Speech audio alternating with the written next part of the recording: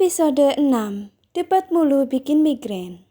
Suasana malam hari di posko KKN itu, Yuda dan Salsa sedang sibuk di dapur mempersiapkan bahan masakan untuk besok. Karena besok adalah jadwal piket mereka. Di kamar cewek, Meira dan Naila sedang merapikan pakaian mereka. Di kamar cowok ada Fatir yang sedang rebahan. Sementara di ruangan tengah, tampak Luna, Reva, Intan dan Billy yang sedang mengobrol dengan Bu Nurlela sambil ngemil keripik singkong. Ibu senang sekali kalian ada di sini. Rumah ibu jadi rame. Ibu berasa kayak punya anak sendiri. Ujar Bu Nurlela. Emangnya ibu nggak punya anak ya? Cetus Billy. Reva langsung menepuk mulut Billy yang asal bicara itu. Nggak apa-apa.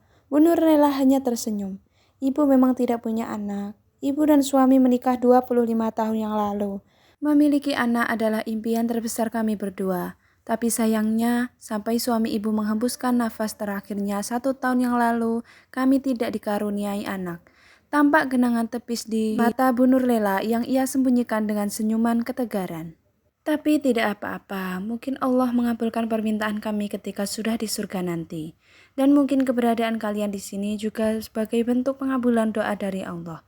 Semoga kalian nyaman berada di sini ya, dan semoga nanti kalian gak lupa sama ibu. Yah, ibu jadi sedih deh. Luna menempelkan kepalanya ke bahu Bu Nurlela. Awas ingus lo ntar nempel, cetus Billy lagi. Astaga, benar-benar ini manusia satu. Lemes banget sih mulut lo jadi cowok. Semprot Reva. Hahaha, Bu Nurlela justru tertawa mendengar candaan mereka. Sering dengan itu, Naila keluar dari kamarnya sambil menenteng laptop. Rajin amat, Nay, tegur Intan sedikit sarkas. Yang tadi siang belum kelar, sahut Naila sambil membawa laptopnya itu ke teras depan, karena di dalam kamar tidak ada sinyal. Saat tiba di teras, ternyata Atlas sudah berada di sana sedari tadi, juga tampak sibuk mengerjakan sesuatu di laptopnya. Ya elah, ada manusia ini lagi, sempit banget nih bumi, dengus Naila. Atlas menaikkan kelopak matanya, menatap dingin pada Naila. Gak usah ngikut-ngikutin gue dah. Idih, siapa juga yang ngikut-ngikutin lo, pede amat. Naila berlalu ke pojok teras yang berlawanan dengan Atlas. Kemudian fokus pada tugasnya sendiri, meskipun sesekali ekor mata mereka saling melirik pada Atlas secara diam-diam. Naila mengamati Atlas yang tampak sedang fokus. Jari-jari Atlas menari cepat di atas tombol keyboard. Bahkan selama Naila memperhatikannya, Atlas tidak mengalihkan pandangannya sedikit pun. Ambisius juga nih cowok kayaknya. Ya, antara ambisius dan sok keren sih, batin Naila. Jreng-jreng. Baru saja Naila hendak fokus pada layar laptopnya, Fatir justru keluar dengan membawa gitar. Yang satu di pojok kiri, yang satu di pojok kanan. Kayak suami istri lagi ngambek-ngambekan aja. Komentar Fatir sambil melirik Naila yang atas secara bergantian. Kemudian ia pun memilih duduk di dekat Naila. Malam itu waktunya istirahat, ngapain ngerjain tugas mulu sih? It's time to refresh. Mending dengerin gue nyanyi. Ayo mau request lagu apa? Ujarnya. Naila menoleh sejenak pada cowok gondrong itu. Kalau fales awas ya, gue botakin rambut lo pakai silet. Ujar Naila. Eits, seniman kampus nih bos. Fatir menepuk dadanya, menyombongkan diri. Jadi mau request lagu apa? Terserah deh, Naila tidak memperdulikan. Baiklah. Jreng-jreng, Fatir memetik senar gitarnya lagi.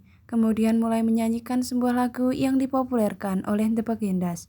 Hatiku berkata ingin katakan cinta, tapi aku malu untuk mengawalinya. Jantungku berdetak saat kau menatapku, jadi salah tingkah bicara sama kamu. Naila mulai menegakkan kepalanya saat mendengar suara Fatir lumayan enak didengar. Nyanyian Fatir juga membuat Billy, Intan dan Reva pindah keluar, bergabung bersama mereka. Bibirku terbungkam melihat senyummu, aku tak kuasa saat di dekatmu. Billy menimpali dengan suara falesnya. Jangan berisik, udah malam, gak enak kalau ganggu tetangga yang lain.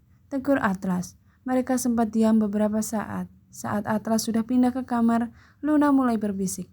Ketua kita agak kaku ya orangnya, serius mulu, gak bisa diajak seru-seruan. Emang parah sih itu orang, gak asik banget. Naila justru mengompori teman-temannya. Lanjut nyanyi lagi aja, gak usah dengerin omongan dialah. Fatir mainkan gitarnya lagi, Tir. Jreng, Sebenarnya aku ingin mengungkapkan rasa, tapi mengapa aku selalu tak bisa? Bagaimana caranya agar dirimu bisa tahu kalau aku suka, suka, suka, suka sama kamu? Mereka bernyanyi lebih keras setelah diprovokasi oleh Naila. Naila terbawa sendiri dalam hati. Ia membayangkan di dalam kamar sana pasti Atlas sedang susah payah menyumbat telinganya. Meskipun kehebohan teman-temannya itu membuatnya Naila terganggu, tapi Naila turut senang karena tahu Atlas akan lebih merasa terganggu. Pada rapat keesokan harinya, Atlas membedah laporan dari teman-temannya itu satu persatu. Oke, setelah melihat laporan hasil survei teman-teman kemarin, menurut gue, proker yang pertama kali harus dijalankan adalah proker penyuluhan kesehatan dan penyakit terkini. Agendanya kita lakukan lusa, ucap Atlas. Naila langsung menegakkan kepala. Tatapan penuh protes pun langsung ia tujukan pada Atlas. Apa-apaan sih? Gak berdasar banget keputusannya. Gue kan belum selesai konsul sama puskesmas setempat. Protes Naila. Berarti salah lo sendiri dong. Kenapa nggak konsul ke puskesmas kemarin? Balas Atlas cuek. Lo nggak lihat apa? Survei rumah aja makan waktu sehari. Itu pun udah pakai motor. Mana sempat lagi konsul ke puskesmas? Mungkin perencanaan lo yang nggak matang.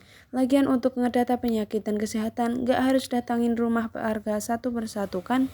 Hello, kalau nggak gue datangin rumah warga satu persatu, dari mana gue bisa ngedata dalam satu rumah ada berapa lansia, orang dewasa, anak-anak dan balita, serta keluhan penyakit apa aja yang pernah mereka alami. Lo bisa dapetin data itu dari kantor kepala desa, bahkan dari puskesmas langsung. Lo pikir semua orang yang sakit berobat ke puskesmas apa? Debat Naila lagi. Pokoknya gue nggak mau proker gue yang dikerjain di awal. Proker gue itu butuh persiapan banyak, jadi gue mau dilakukan di akhir. Gue nggak mau ngerjain proker yang asal-asalan. Yang lain hanya bisa saling pandang melihat perdebatan dua manusia yang seolah tidak ada bosan-bosannya itu. Aduh, mikirin gue ngelihat kalian berdua berantem mulu tiap hari. Desah Billy. Udah, proker gue dulu aja yang dijalankan. Pembuatan taman tanaman obat keluarga. Gue udah nemu lahannya, pelaksanaan dan pengordinasiannya juga gampang.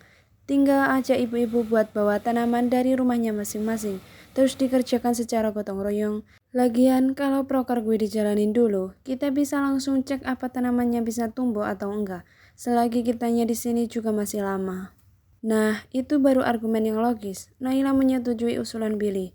Gue juga lebih setuju ke usulan Billy sih. Meira yang pendiam itu turut bersuara. Atlas mengamati ekspresi temannya satu persatu, melihat mereka semua yang lebih berpihak pada Naila. Mau tidak mau, Atlas terpaksa mengalah kali ini, tapi ia tetap tidak mau meletakkan proker Naila di akhir. Oke, jadi urutan timeline proker kita adalah sebagai berikut. Pembuatan taman toga, taman baca, penyuluhan kesehatan, workshop wirausaha, terakhir seni dan budaya. Gue harap nggak ada yang protes lagi. Atlas menegaskan, Isoma dulu. Nanti habis maghrib langsung siap-siap ke masjid untuk persiapan acara Isra Miraj nanti malam. Izin Tlas, Yuda mengangkat tangannya. Gue cuma bilang untuk makan siang kali ini, kita nggak prasmanan lagi, tapi makan bareng pakai alas daun pisang. Gue dan Salsa udah siapin. Ucap Yuda yang bertugas menyiapkan konsumsi hari itu. Nah, itu seru tuh, biar kompak, nggak berantem terus. Fatir menimpali sambil terang-terangan menyindir ketua kelompok mereka. Terima kasih yang udah nonton.